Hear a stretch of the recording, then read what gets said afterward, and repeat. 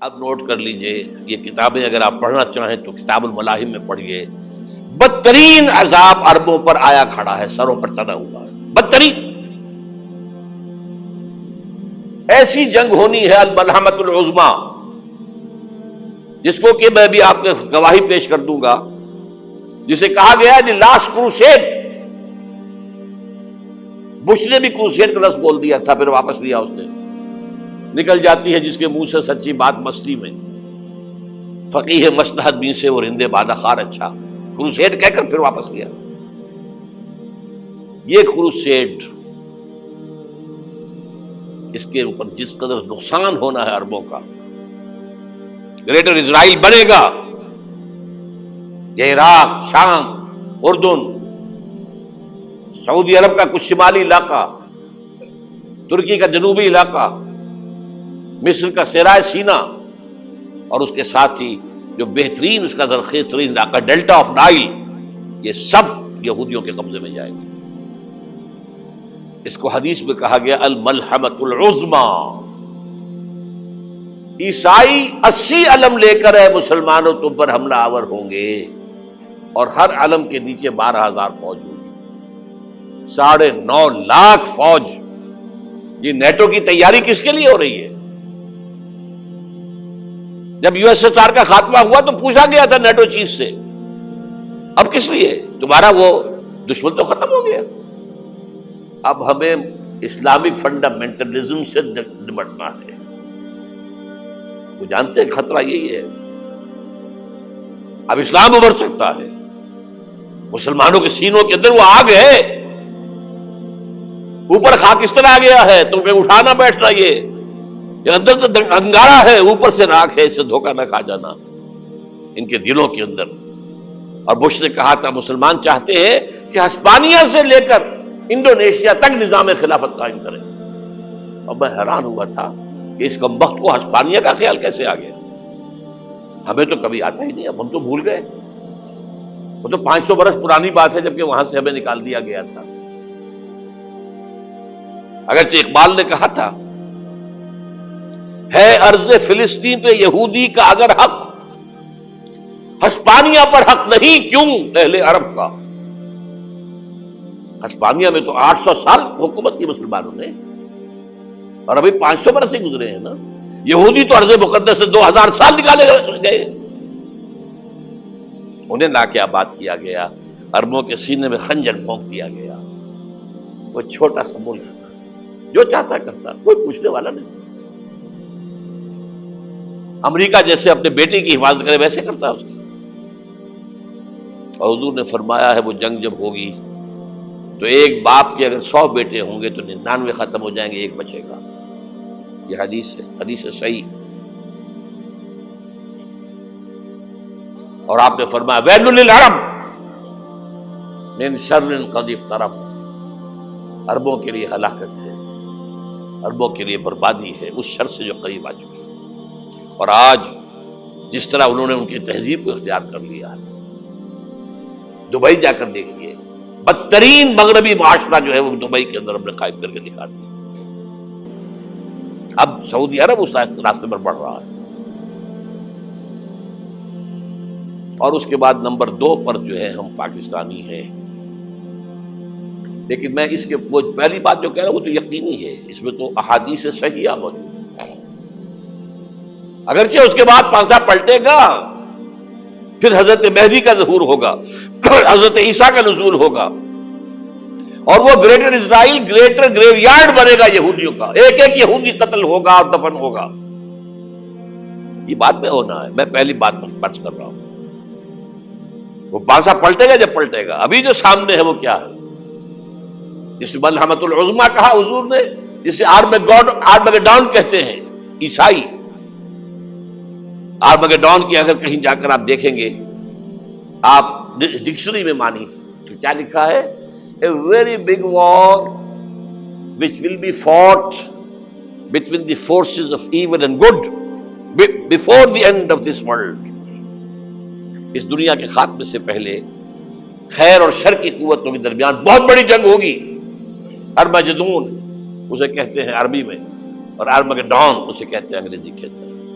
اور یہ بائبل کی آخری کتاب کے اندر ہے، جو اس میں کہ مکاشفات یوحنا، ریویلیشنز آف سینٹ جان. یہ تو میں کہہ رہا ہوں یقین کے ساتھ، اور زیادہ دور نہیں ہے، آیا چاہتا ہے. اس لیے کہ یہودیوں کا اور عیسائی جو کنزرویٹوز ہیں، نیو کنزرویٹوز، ان کا 5 نکاتی ایجنڈا ہے متفق علیہ، جس کے تحت کہ یہ جنگ صلیبی شروع کی گئی ہے. تو سن لیجئے آپ. آرمیگیڈون نمبر 1، گریٹر اسرائیل قائم ہو جانا اس کے نتیجے میں نمبر 2، مسجد اقصی اور قبۃ الصخرہ کو گرانا نمبر 3،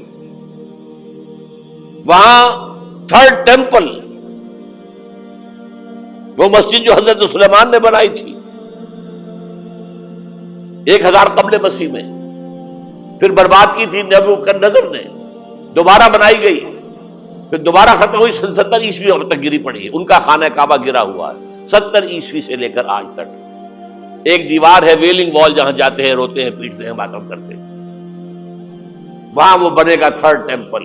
اور نمبر 4، اس میں لا کر رکھا جائے گا تخت حضرت داؤد کا. یہ تخت کہاں ہے اس وقت؟ یہ لندن شریف کے اندر، جو ان کی پارلیمنٹ کا جو چرچ ہے، ویسٹ منسٹر ایبے، اس میں رکھا ہوا ہے. ایک پتھر تھا جس پر بٹھا کر حضرت داؤد کی تاج پوشی ہوئی، پھر حضرت سلیمان کی ہوئی، پھر وہ پتھر رکھ دیا گیا جب حضرت سلیمان نے بنایا ہیکل مسجد اقصی، وہاں رہا وہ. ہر بادشاہ جو تھا یہودی اسی کے اوپر بٹھا کر اس کی تاج پوشی ہوتی تھی. سن 70 میں ٹائٹس نے گرایا اسے، ہیکل کو، وہ پتھر لے گیا، وہاں سے روم گیا، روم سے آئرلینڈ گیا، آئرلینڈ سے اسکاٹ لینڈ آیا، اسکاٹ لینڈ سے انگلینڈ آیا، اور اب وہ رکھا ہوا ہے 14ویں صدی عیسوی سے آج تک.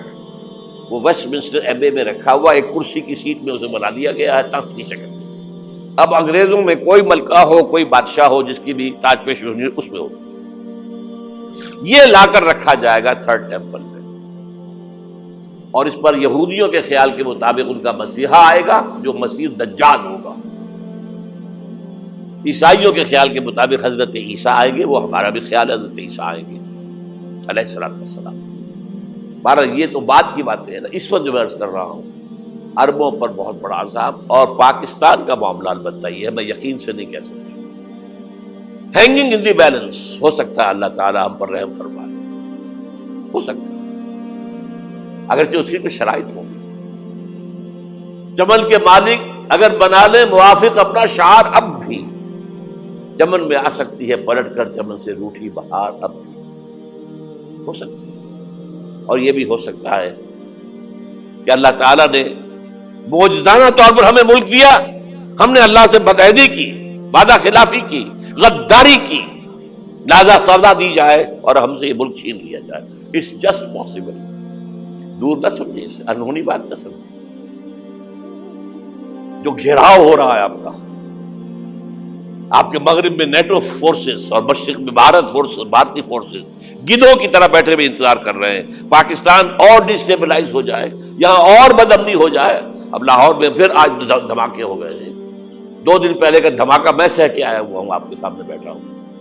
وہ جانیں بچی ہیں جو ہماری اکیڈمی کا حشر ہوا، تو میں آپ کو نہیں بتا سکتا. یہ سارا کیوں ہو رہا ہے؟ تاکہ یہاں بدامنی ہو جائے اور ہمیں جواز مل جائے. مغرب سے نیٹو فورسز داخل ہو جائیں، مشرق سے بھارتی فورسز آ جائیں، اور ہمارے ایٹمی دانت توڑ کر اور پھر ہمیں بھارت کے سامنے ڈال دیا جائے. نو ڈو ایز یو لائک. یہ ان کا نقشہ ہے. ہوگا کیا وہ اللہ جانتا ہے، ہوگا وہ جو اللہ چاہے. لیکن اللہ کا چاہنا جو ہے وہ کس پر منحصر ہے؟ یہاں انقلاب برپا کرو، یہاں اسلام لاؤ. اگر دھندوں میں لگے رہو گے تو وہ خود بخود نہیں آ جائے گا انقلاب. صحابہ نے جانیں دی تھی، کتنی تکلیفیں اٹھائی تھی. 12 برس تک مکی دور کے اندر با نشہ درویشی در ساد و دمادم زن، جو پختہ شبی خدرا بر سلطنت جم سن. یوم طائف یاد ہے جو حضرت عائشہ فرماتی ہے کہ میں نے پوچھا تھا حضور سے کہ یوم احد سے زیادہ سختی بھی آپ پر کبھی آئی؟ یوم احد پر کیا ہوا تھا؟ تلوار کا وار پڑا تھا آپ کے چہرہ مبارک، یہ جو رخسار کی ہڈی ہے اس کے اندر وار گیا ہے، اوپر خود کی 2 کڑیاں تھیں وہ اس میں گھس گئیں، 2 دندان مبارک شہید ہوئے۔ وہ خود کی کڑیاں ایک صحابی نے اپنے دانتوں سے پکڑ کے کھینچنے کی کوشش کی، دانت نکل گئے، وہ نہیں نکلی، کیا جتن کر کے نکالی گئی ہوگی تو خون کا فوارہ آیا، اتنا خون گیا ہے کہ آپ بے ہوش ہو گئے، گر گئے، اور مشہور یہ ہو گیا کہ آپ کا تو انتقال ہو گیا، شہادت ہو گئی۔ یہ سیرت کبھی پڑھی ہے؟ حضرت عائشہ کے ہوش کا تو یہی دور تھا نا، یوم طائف میں تو آپ کی کیا تھی، بچی تھی، انہیں کیا پتا کیا ہو رہا ہے حضور کے ساتھ۔ 3 دن تک حضور مکے کی گلیاں اور وہاں کے اوباش لوگ پتھراؤ کر گئے تھے اس امید میں کہ شاید وہاں کا کوئی سردار ایمان لے آئے، تو یہاں تو ابو طالب بھی فوت ہو گئے، یہی دنیاوی سہارا تھا، خاندانی سہارا تھا ابو طالب کے ذریعے، اور گھر میں ایک دلجوئی کرنے والی رفیقہ حیات تھی، وہ بھی، ان کا بھی انتقال ہو گیا۔ آپ نے کہا یہ عام الحزن ہے، اب تو سب کو طے ہو گیا قریش کو کہ اب جیسے قتل کر دو، اسی لیے آپ گئے طائف، شاید وہاں کا کوئی بڑا سردار مانے ایمان لے آئے مجھ پر تو میں اپنا مرکز ادھر شفٹ کر دوں۔ تینوں سے ملے ہیں، تینوں نے وہ جواب دیے ہیں، نکل جاؤ یہاں سے، میں تمہارے ساتھ بات بھی کرنے کو تیار نہیں۔ اچھا، تمہارے سوا کوئی نہیں ملا تھا اللہ کو نبی بنا کر بھیجنے کے لیے؟ دیکھو جاؤ، میں بات نہیں کرنا چاہتا، ہو سکتا ہے میں بے عزتی کر بیٹھوں، اور واقعی تم اللہ کے نبی ہو تو میں مارا جاؤں گا، جاؤ جاؤ جاؤ۔ یہ سلوک محبت کے ساتھ ہوا ہے۔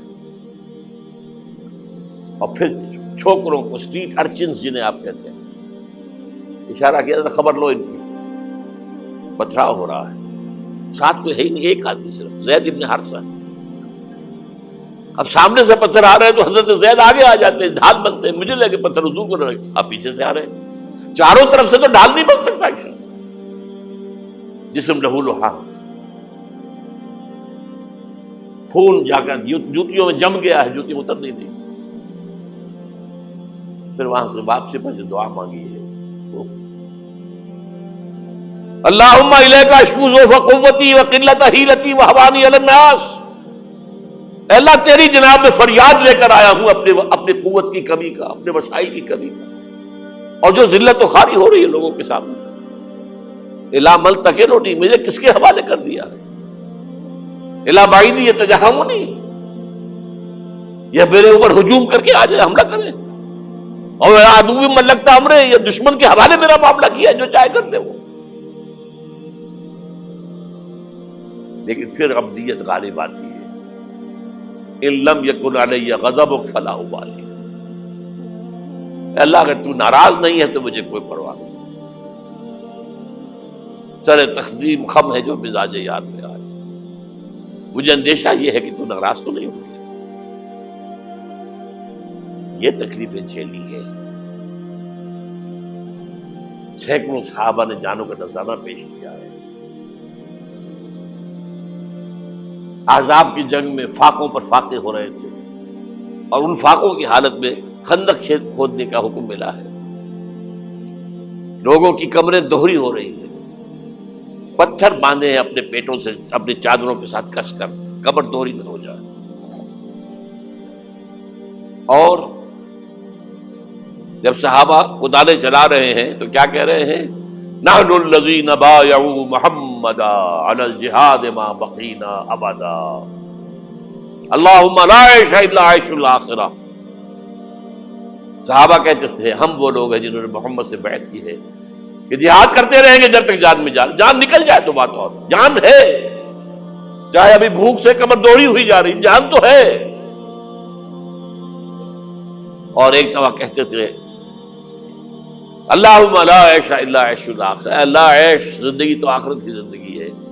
اور حضور فرماتے تھے، حضور کے بیٹھے ہوئے نہیں تھے گاؤں تکیہ لگا کر، پتھر اٹھا کر خندق میں سے لے جا کر باہر پھینک رہے تھے، جب صحابہ کہتے ہیں اللہم لا عیش الا عیش الآخرہ، حضور فرما رہے ہیں فاغفر الانصار والمہاجرہ، اے اللہ ان انصار اور مہاجرین کی مغفرت فرما دو۔ پھر حضور کی خدمت میں کچھ لوگ آئے، حضور اب یہ فاقہ ناقابل برداشت ہو گیا، دیکھیے ہم نے یہ پتھر باندھے ہوئے اپنے پیٹ کے ساتھ۔ حضور نے کرتا اٹھا کر دکھایا، وہاں 2 پتھر بندھے ہوئے۔ یہ ہے سیرت النبی۔ آپ کس چیز کو سیرت النبی سمجھتے ہیں؟ بہرحال اس موضوع پر میری ایک کتاب ہے منہج انقلاب نبوی، کہ انقلاب کیسے آیا تھا۔ اگر دل میں ذرا بھی آرزو پیدا ہو گئی ہو کہ اللہ قبول کر لے مجھے بھی، مجھے قبول کر لے اس کام کے لیے، تو وہ کتاب آپ کے لیے مسٹ ہوگی، اس کا پڑھنا۔